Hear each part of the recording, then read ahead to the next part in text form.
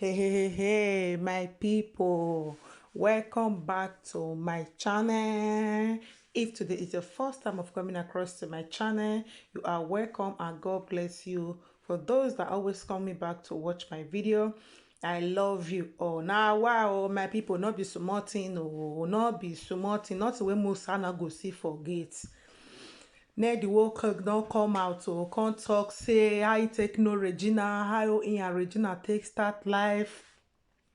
Say not be to engage woman for 100 years. They know say the man they ready. Say he not believe on all those things at all at all. Say when he and Regina know, he not even take. But come, na just visit. If mama just carry and come. From then just like him. He just tell him mama say he won't marry him. He they ready for marriage and all those things, understand.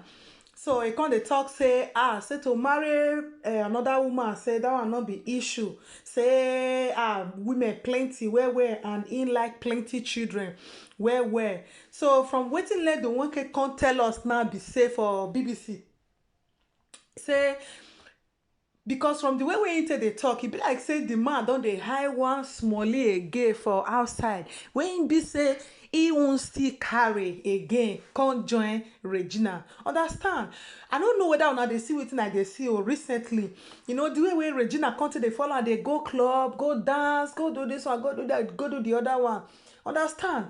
So make I just leave una, make una watch the video. And when he and Regina take go club, wey Regina dey give am the dance from back like say the world wan end. Okay, my people, let me leave you guys to watch the video. But before I will go, please guys, if you haven't joined my membership, what are you waiting for? Join my membership, be a family to this channel, support the channel guys. Okay, don't forget to share this video, like this video, on my notification bell, so that when I put on new video, you will be the first to watch the video. Okay guys, bye bye.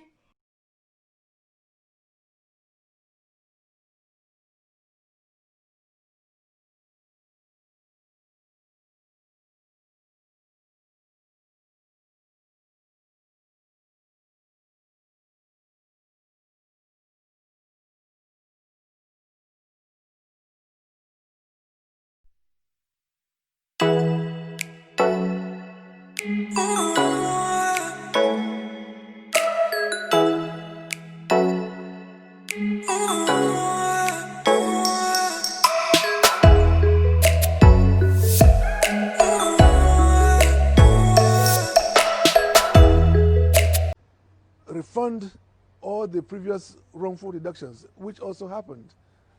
So if I was charging 20% as I did, they were happy. They were happy because this is like a windfall for them. They never thought there was this opportunity. And so it takes just being, it's not just about being a lawyer. It's also being at the right time, at the right place, and knowing what to do for the people. My programs have always been people-oriented.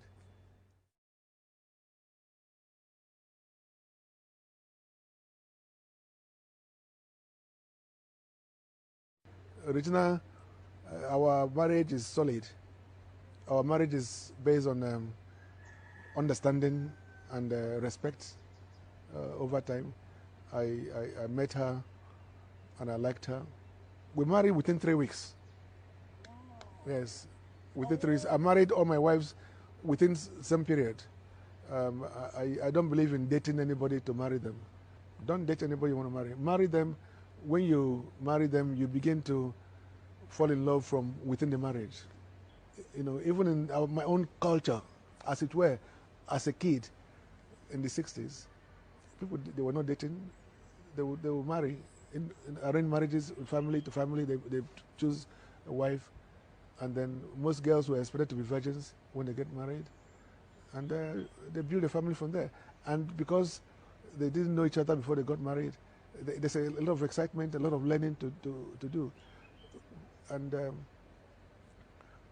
but Regina and I is a story that is interesting because before I met her, I didn't know about her. I don't watch movies, never watch movies. I met her the first time when she came to my house with her mother and her siblings because my place in Delta is a tourist place. They came to look around, and I liked her, and that was it, you know. So whether I marry another wife or not, she knows it can happen. I come from a very polygamous environment myself. I love children, so I want more children. And she knows this, and my other wives, they also know it. So we'll see what happens in the future. You do everywhere.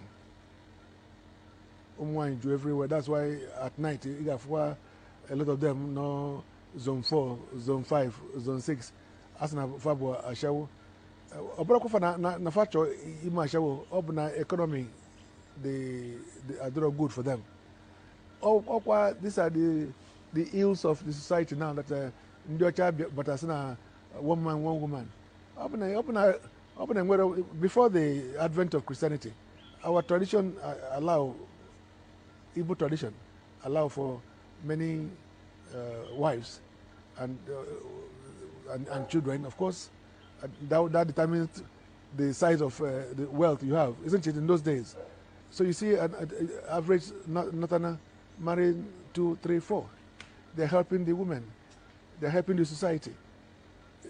But the fallacy of it all is that yes, religion, Christianity doesn't allow that in the South, and yet the average Southern man with 10 girlfriends, so you don't. The irony is so stark. I love my culture, my culture as I know it, not as they're trying to dilute it now. I love culture. Igbo culture is wonderful, and should be promoted the way it has always been. But even looking at that, look at even your population in Nigeria. Just look at the economy of marriages. What I call economy of marriages. You as an Igbo man, in one wife, and maybe you have 4 children. Onye Ugu when 4 wives. Each wife will 5 children. That's how many? 25 children. In the next 10 years, 20 years, you can look at the population. Just imagine the population of Onyugu, Ndiogu, and Ndibo, what it will be in the next 20 years. The population will be like 1 to 5, isn't it? Because of the disparity. Assuming that we are the same now. I'm just saying, but we are not. The gap is getting bigger and bigger. And Igbos will never catch up because of this self-imposed restriction.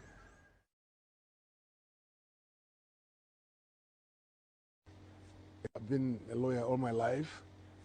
I studied law at the University of Kiel in England.